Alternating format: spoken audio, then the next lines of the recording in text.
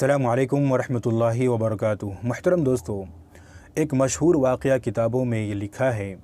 کہ پہلے زمانے میں ایک بہت ہی بڑا رئیس اور شہزادہ قسم کا نوجوان تھا۔ اس کے آگے پیچھے نوکر چاکر لگے رہتے تھے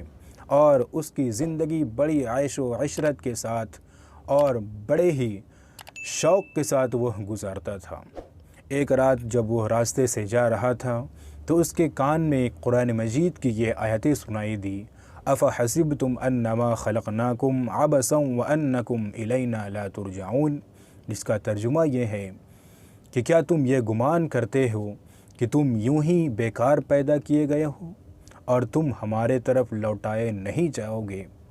اس قرآن مجید کی آیت نے اس کے دل میں اتنا اثر ہوا، اتنی چوٹ پہنچی کہ فوراً وہ اپنی سابقہ زندگی سے توبہ کی اور اپنی عیش و عشرت والی زندگی، شراب نوشی والی زندگی سے توبہ کی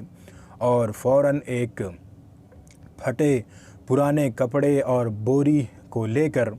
دریا کے کنارے ایک درخت کے نیچے چلا گیا اور وہیں پر اللہ اللہ کہنے لگا۔ جب بہت دن گزر گئے اور اس کے نوکر، اس کے گھر والے کھوج کر پریشان ہو گئے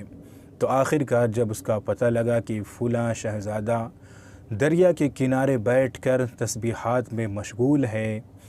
تو انہوں نے آ کر عرض کیا کہ حضرت، ہم آپ کی خدمت کے لیے، آپ کی کام میں ہاتھ بٹانے کے لیے کافی ہیں، آپ چلیے، شاہی دربار میں آپ کے لوگ یاد کر رہے ہیں۔ تو اس نوجوان نے کہا کہ مجھے نہیں چاہیے ایسے و عشرت کی زندگی، اور اس نوجوان کے ہاتھ میں ایک سوئی تھی جس سے وہ کپڑے سلا کرتا تھا، تو اس نے دریا میں اپنی سوئی کو پھینک دی اور اپنے نوکروں سے کہا کہ اگر تم میری اس بات کو مان لو گے، میرے اس حکم کو مان لو گے تو میں تمہارے ساتھ چلنے کے لیے تیار ہوں۔ اس نوجوان نے کہا کہ ابھی میں نے جو سوئی دریا میں پھینکی ہے اس سوئی کو ڈھونڈ کر نکال کر میرے پاس لاؤ۔ اب وہ جو نوکر چاکر تھے وہ سارے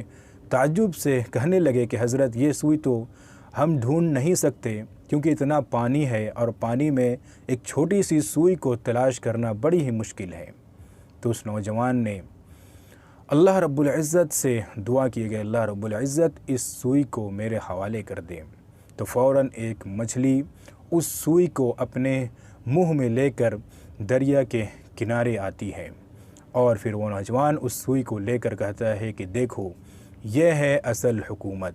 جو کام تم نہیں کر سکتے وہ ایک چھوٹی سی مچھلی یہ کام کر دی ہے، اس لیے میں تمہارے ساتھ جانے کے لیے تیار نہیں ہوں، میرا رب ہمارے لیے کافی ہے۔